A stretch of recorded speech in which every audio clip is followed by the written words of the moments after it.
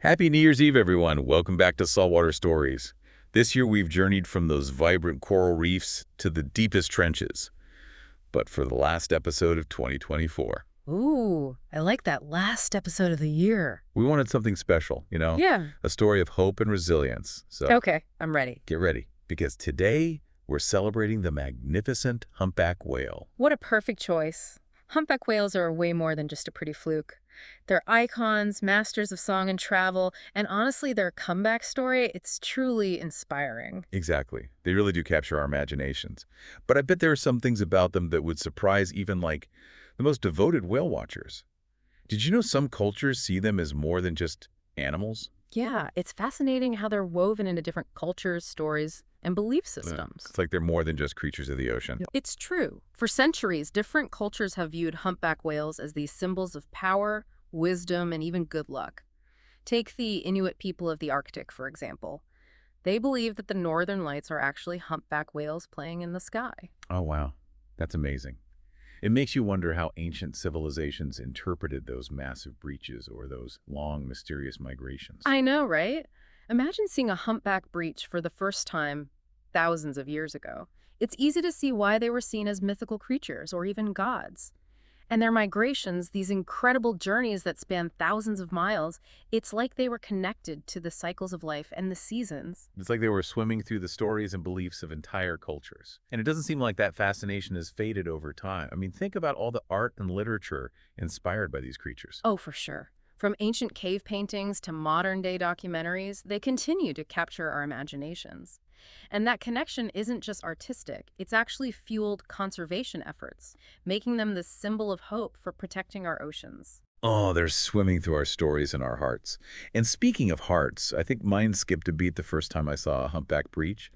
They're just so massive. Can you give us a sense of just how big these gentle giants really are? Yeah, their scientific name is Megaptera nova Engleae, which fittingly means big-winged New Englander. Oh, because of those pectoral fins. Exactly. Those fins are enormous. I can only imagine. On average, a humpback whale is about 40 to 50 feet long. That's longer than a school bus. Whoa, whale-sized school bus. That's incredible. And how much do they weigh? All right, get this. They can tip the scales at a whopping 40 tons. That's like the weight of about 20 elephants. Oh my gosh, that is officially mind-blowing. And those iconic fins, they look like giant wings. They really do. Those pectoral fins can be up to a third of the whale's total body length. They're incredibly strong and flexible, helping them maneuver through the water. And of course, they give those breaches that extra, Claire, exactly, flair. I can just imagine them twirling through the water like underwater ballerinas.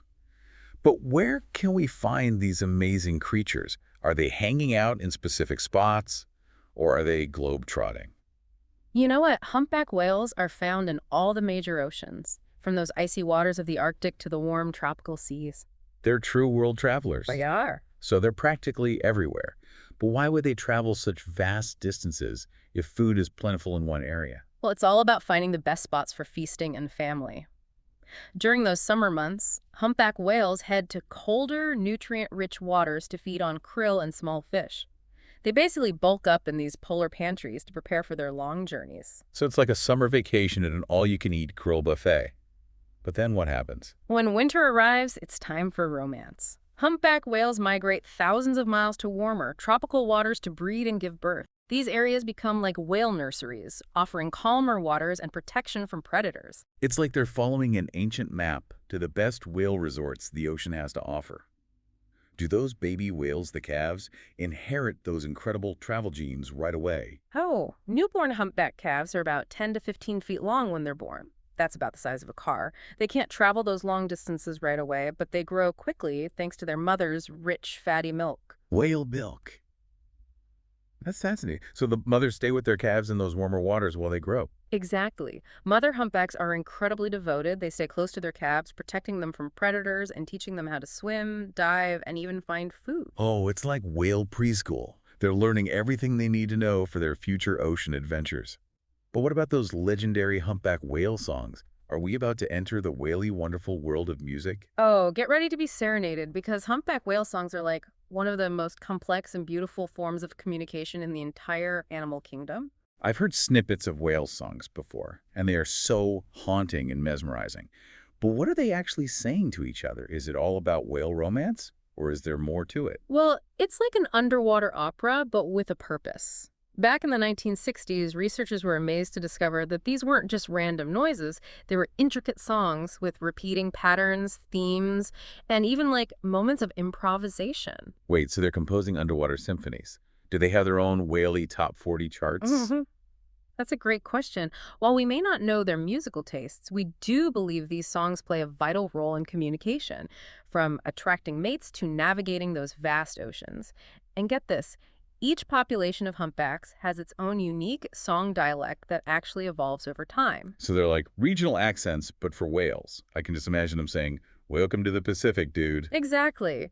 It's fascinating how these songs change and adapt. We're still learning so much about the intricacies of their communication. It's like unlocking a secret underwater language.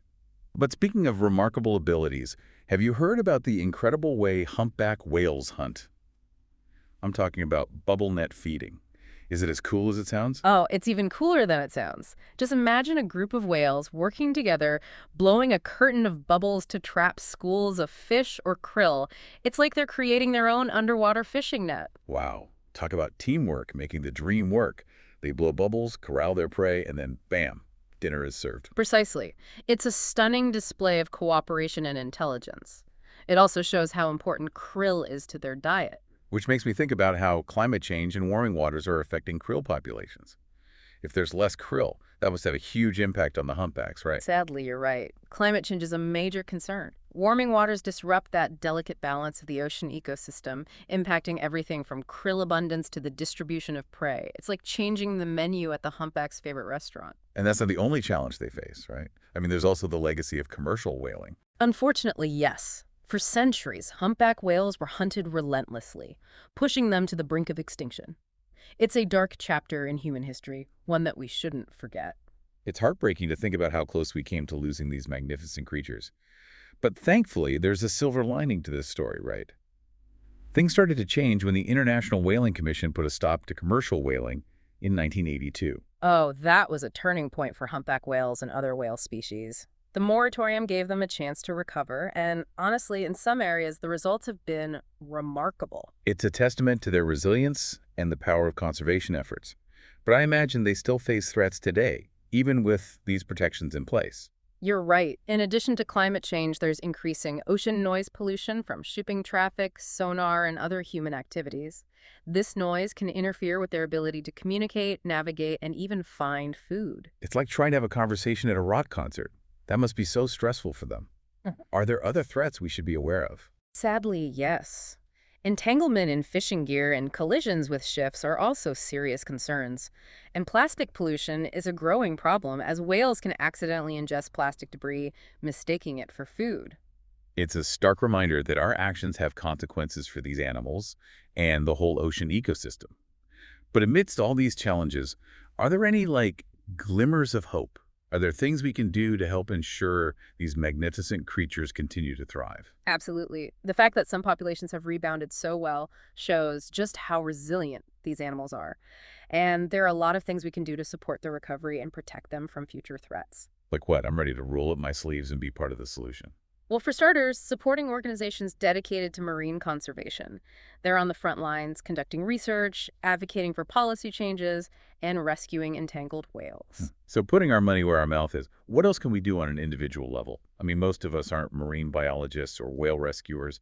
Oh, there are plenty of things we can do in our everyday lives to make a difference. Reducing our plastic use is crucial. Every piece of plastic we keep out of the ocean is a win for marine life. Right. Bringing reusable bags to the grocery store, choosing products with less packaging, and properly disposing of plastic waste can make a big difference when we all do it. Exactly. And we can be more mindful of the seafood we choose to. Look for sustainable options that support healthy fish populations and minimize harm to the ocean environment. So, eating delicious food that also helps the ocean. Win-win. What about spreading awareness? Can that really make a difference? Absolutely. Talking about these issues with friends and family, sharing information on social media, and contacting our elected officials to advocate for ocean-friendly policies, all of these actions can create a ripple effect of positive change. So it's a combination of individual actions, supporting organizations, and pushing for policy changes. It's a team effort to protect these incredible creatures and the ocean they call home. Well said. And remember, even small actions can make a difference when we all work together. Every choice we make, every voice we raise can contribute to a healthier, more vibrant ocean for humpback whales and countless other species. I love that. It's like a New Year's resolution for the ocean. Speaking of resolutions, we asked our amazing listeners to share their personal encounters with humpback whales. Get ready for some heartwarming tales and maybe even a little whalespiration. I'm always eager to hear these stories. There's nothing quite like a personal connection with these creatures to truly appreciate their magnificence. First up, we have Mary, a first-time whale watcher in Alaska. She wrote to us and said, I was standing on the deck of the boat with my family, and suddenly this massive humpback whale just launched itself out of the water. It was like something out of a movie. It was like the world suddenly opened up, and I realized how much there is to protect out there. What a powerful experience. That sense of awe and the realization of the vastness of the ocean is something so many people feel when they see a humpback whale for the first time. It's true. It's not just about seeing them. It's about feeling their presence. Our next story comes from Sarah, an experienced scuba diver who had an incredible encounter with a humpback whale and her calf in Hawaii. I'm always fascinated by diver stories. What did Sarah share? Sarah wrote, I was about 30 feet down checking out the reef when I felt this huge shift in the water. I turned, and there she was, this enormous humpback whale gliding right past me with her calf. It wasn't scary at all. It was peaceful, and for a brief moment, she looked right at me. It wasn't fear in her eyes. It was curiosity. It was humbling. Wow, a mother and calf. To share that moment of connection underwater must have been incredible. It speaks to the gentle nature of these creatures, despite their size. Absolutely. And Yeah. speaking of gentleness, did you know that there have been reports of humpback whales actually protecting divers from sharks? Oh yeah, it's amazing, isn't it? We've heard accounts of humpbacks using their bodies to shield divers from potential danger. It really makes you wonder about the depth of their intelligence and empathy. Okay, I'm officially convinced that these whales are some of the coolest creatures on the planet. But not everyone gets to see them underwater. Our next story comes from Sophie, a marine conservation volunteer in Australia who experienced the magic of humpback whales through sound. Ah, the power of sound. I bet that was a special experience. Definitely. Sophie and her team dropped a hydrophone into the water and just listened to those humpback whale songs. She said, it was otherworldly. You could feel the depth of emotion in their calls. It reminded me why I spend so many hours fundraising and organizing beach cleanups. Those songs stay with you. It's true. Those songs have a way of touching something deep within us. They remind us that the ocean is a world of sound and sensation that we're only beginning to understand. It makes you realize how much is going on beneath the surface and how important it is to protect it. Speaking of protecting the ocean, our final story comes from young Ethan, who went whale watching in Cape Cod with his dad. I bet that's a memory they'll cherish forever. I think so too. They were lucky enough to see a humpback whale fluke just as it was diving down. Ethan said, it was the coolest thing I've ever seen. Yeah. And get this, the guide told them they were seeing a whale that had been coming to those waters for over 20 years. That's incredible. To think that those whales return to the same places year after year is remarkable. And for a young boy like Ethan to witness that connection to a specific place must have been so powerful. It definitely made an impact. Ethan is now saving up his allowance to help protect the ocean. It's amazing how these encounters can inspire people, young and old, to take action. These stories are a beautiful reminder that humpback whales have a way of touching our hearts and reminding us of the magic and wonder of the natural world. Absolutely. They inspire us with their resilience, their beauty, and their complex lives, but they also remind us of our responsibility to protect them and the ocean they call home. So, as we wrap up this incredible year of saltwater stories, let's take a moment to reflect on what we've learned from these gentle giants. Yes, we've explored their amazing adaptations, their cultural significance, their fascinating behaviors, and the challenges they face. But what are the key takeaways?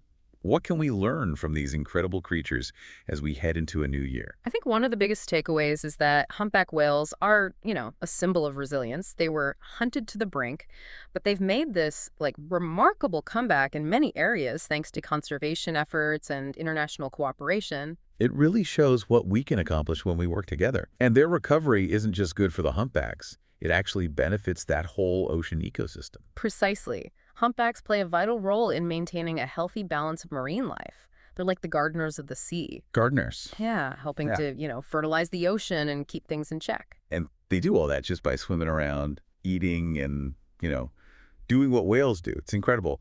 But are they really gardeners? Believe it or not, they are. It's all thanks to something called the whale pump. Whale pump.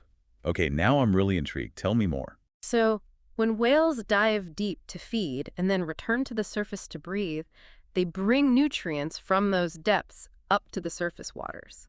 It's like they're taking the ocean's vitamins and sharing them with everyone. So they're like nutrient delivery systems. Yeah. Fascinating.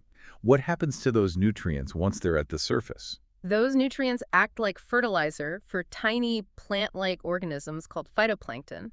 And these phytoplankton, they're like the base of the ocean food web, and they produce a lot of the oxygen we breathe. Wow. So whales are helping to create oxygen. That's amazing. It is. And here's the even cooler part. Phytoplankton absorb carbon dioxide from the atmosphere. So by boosting phytoplankton growth, whales are actually helping to combat climate change. No way. So they're like little swimming carbon capture machines. That's incredible. It really is, and it doesn't stop there. When a whale dies, its body sinks to the seafloor, creating what's called a whale fall. Whale fall. That sounds a little bit sad. It is a natural part of life. And while it may sound a little morbid, whale falls are incredibly important for that deep-sea ecosystem. How so? A whale fall provides a feast for a whole community of deep-sea creatures, from scavengers to bacteria.